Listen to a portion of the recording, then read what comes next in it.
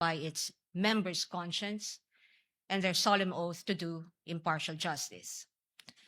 The present undertaking of this court, therefore, not only carries the weight of the Constitution, but also the imprint of our nation's history, because the Filipino people have shown that they never forget. We, as a nation, never forget. But why is the act of remembering important? What does it matter to our history and to ordinary Filipinos? Because in this trial, the prosecution proposes that we unseat the vice president elected to office by more than 32 million Filipino people, more than the number of votes cast for the sitting president, and much greater than any of the votes secured by each of the members of the House of Representatives who now are here to prosecute her and seek to undo this people's choice. Sa makatwid, ang malinaw na layunin sa likod ng mga paratang na ito ay ang pagpapatalsik sa isang vice-presidenteng inihalal ng mahigit 32 milyong Pilipino at bunga ng kanilang malayang pagpapasya. Whatever one's political persuasion is, the reality is that the prosecution now comes before this court to remove a vice president chosen by an overwhelming number of the electorate. You all have heard the prosecution say repeatedly that this is because they seek accountability, that the people have a right to hold their leaders accountable. This is not a matter of debate. Indeed, the people have a right to demand accountability from their leaders. What we have yet to hear from the prosecution, however, is this. When the Constitution declared under Section 1, Article 11, that public office is a public trust and that public officers and employees must at all times be accountable to the people, serve them with utmost responsibility, integrity, loyalty, and efficiency, act with patriotism and justice, and lead modest lives, the Constitution does not only speak to the Vice President. It also demands the same standards from the prosecutors. Being public officers themselves, the public prosecutors and the members of the House of Representatives are also held to the same constitutional standard. And so we must remember what history tells us. This is not the first time that members of the House of Representatives have attempted to remove the Vice President, and in a manner not compliant with the Constitution. In a July 25, 2025 decision, the Supreme Court unanimously declared in Duterte versus House of Representatives, GR numbers 278353 and 278359, that the impeachment proceedings in the House of Representatives were tainted with grave abuse of discretion, rendering the articles of impeachment that the House transmitted last year to the Senate as void ab initio. Early this year, the Supreme Court unanimously denied with finality the House of Representatives' motion for reconsideration of that decision, with a reminder that while impeachment is a powerful democratic process to call out corruption and grave abuse, impeachment can be abused, and that impeachment should never be abused to maintain the hegemonic dominance of greed by shaming those who occupy high government positions into preventing them from doing what they were sworn to do. But perhaps the most enduring reminder of the Supreme Court that we must not forget in the entire course of this trial is that, in the words of the court, the rule of law that does justice is our lodestar, and that justice includes accountability. Justice includes fairness. Without fairness, there is abuse. This fairness is what our democracy is all about. It is in light of these reminders that we draw attention to certain fundamental legal principles that we think we must not forget throughout this trial. Mga batayang prinsipyo na dapat nating tandaan sa buong panahon ng paglilitis na ito, anuman ang ating kulay o politika. If we are to be true and honest to our proclaimed values, such as the pursuit of accountability, justice, and integrity in our system of government, then we must remain possessed of an unyielding resolve to ensure that the trial and judgment in this case are done in accordance with the command of the Constitution, the majesty of the law, and the discipline required by the rules. Otherwise, those who stand in sanctimonious judgment of the Vice President will send a clear message that the law can be bent when it suits the convenience of the powerful, and that justice can be sacrificed at the altar of partisan interests. Mahalagang tandaan ang mahigpit na paalala ng ating Korte Suprema. Impeachment is not a purely political proceeding. It is primarily a legal, political, and constitutional mechanism. Ibig sabihin, kailangang naayon sa batas at konstitusyon ang anumang proseso nito. According to the Constitution, it is the Senate that shall have the sole power to try and decide all cases of impeachment. This power is not shared. The Constitution gives no other body, department, tribunal, agency, or a mere committee of any of these institutions the power to try an impeachment case. The House merely initiates, the Senate tries. Yet, we have seen the Committee on Justice conduct what its chairperson, the lead prosecutor in this case, described as a mini trial, which, as we all had witnessed, became a vast fishing expedition of alleged evidence that were not even part of the impeachment complaints under its consideration, and which the respondent accused was made to answer. In that mini trial, we saw how the purported pieces of evidence were curated to construct a narrative against the Vice President even before this case reaches trial. The articles of impeachment presented before this court as an exercise of the House's power to initiate impeachment cases are therefore, in sober truth, the product of an impermissible intrusion of clear constitutional boundaries.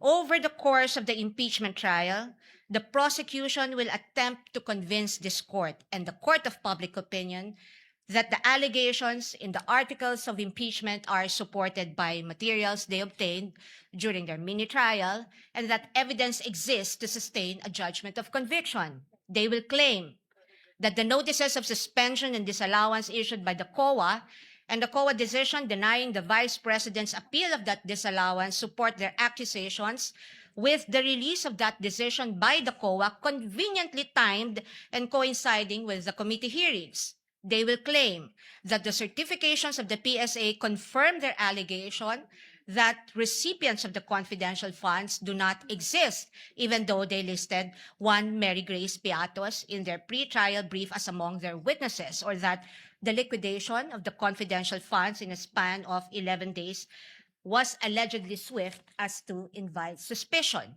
The prosecution will assert that the supposed NBI findings of similar signatures across a number of acknowledgement receipts submitted to the COA are supportive of their conclusion that the disbursements of the confidential funds were irregular. What the prosecution avoided informing the public so far are these: that it was the then Secretary of the Department of Budget and Management, Amena Pangandaman, who issued a memorandum for the President through Executive Secretary Lucas Bersamin on October 18, 2022, recommending the approval of the Office of the Vice President's request for confidential funds. That the Office of the President did in fact approve that recommendation of the DBM through a memorandum from the Executive Secretary dated November 28, 2022, and signed by the former Executive Secretary Lucas Bersamin by order of the President. That on December 13, 2022, the DBM issued a special allotment order number SARO-BMB-C-22-001-2004, signed by former Secretary Amena Pangandaman, to cover the request of financial assistance, subsidy, and confidential funds of the OVP that, notwithstanding the impending end of the fiscal year, the confidential funds were nonetheless released to the OVP on December 20, 2022 under this documented approval process. That the COA decision is far from being final, that there is a pending motion for reconsideration of that decision that, assuming arguendo, the COA denies that MR today, or while this trial is ongoing, as could plausibly happen under the circumstances, the respondent accused still has legal remedies available under the law and rules and can file a petition to question the validity of any forthcoming resolution of the COA on the MR under Rule 64 via petition for certiorari under Rule 65 of the Rules of Court, and more importantly, that nothing in the notice of disallowance or COA decision states any findings of supposed misuse of confidential funds as confirmed by Attorney Gloria Camora when she was asked on this point during the committee hearing on April 14, 2026. Across all other articles, the prosecution will lay a landscape of what it deems to be their evidence in support of their speculations and conclusions. We are not strangers to all these accusations, precisely because this was not the first time these narratives were foisted into the minds of the general public. We have heard the same tales and stories of these accusations since 2024, when the House conducted its Quadcom hearings and most recently the mini trial of its Committee on Justice. But what we must not forget amid all these accusations is the fundamental legal principle that the burden of proof never shifts. The burden of proof never shifts. He who accuses must prove his allegations with evidence that meets not only the degree of proof required, but also meets the evidentiary standards of admissibility, credibility, relevance, materiality, and competence. We therefore should not lose sight of the core principle that the burden of proof is on the prosecution, and unless it discharges that burden, the accused need not even offer evidence on her behalf, and she will be entitled to an acquittal. This is the law then. This is the law now. And the underlying principle for this burden of proof is simple. Under our Constitution, every accused is presumed innocent until proven otherwise. An accused has in her favor the presumption of innocence, which the Bill of Rights guarantees. This also brings to fore the reality that, in the words of the Supreme Court in People versus Pagal, the individual citizen is but a speck of particular molecule vis-a-vis the vast and overwhelming powers of government, and his only guarantee against oppression and tyranny are his fundamental liberties under the Bill of Rights, which shield him in times of need. Sa madaling salita, kinikilala ng ating saligang batas na sa bawat paglilitis, ang isang individual ay nahaharap sa malalim at napakalaking makinarya ng buong Estado. At ang tanging sandigan lamang niya laban sa anumang pang-aabuso ng kapangyarihan ay ang kanyang mga batayang karapatan sa ilalim ng ating konstitusyon. Kaya't mahalagang linawin na sa gitna ng pagtatangkang ikondisyon ang kaisipan ng mamamayang Pilipino at sa gitna ng walang humpay na komentaryo sa mga pampublikong espasyo, wala pang maituturing na anumang ebidensya o alegasyon na napapatunayan ng prosekusyon sa simpleng dahilan na ang bawat ebidensya ay kailangang dumaan muna sa paglilitis at pagsusuri ng korteng may tanging kapangyarihan sa ilalim ng ating saligang batas. Higit sa lahat, ang anumang paglilitis ay kailangang naayon sa itinatakda ng ating batas at konstitusyon at hindi lamang sa kagustuhan ng iilang may hawak ng kapangyarihan. One might ask, why is it important that we must not forget these basic principles? The ruling of the Supreme Court tells us why. The Bill of Rights applies to the entire impeachment process because in as much as our court recognizes that impeachment is a political process, it reminds us that it is not a purely political process, but a legal and constitutional mechanism. Thus, if we are to uphold the rule of law, serve justice, and invoke the accountability mechanism, then this court and we as a people must guarantee that all efforts to hold our leaders accountable must be done right. This we must not forget. I thank the court and the public for the privilege of your time. May God bless our country.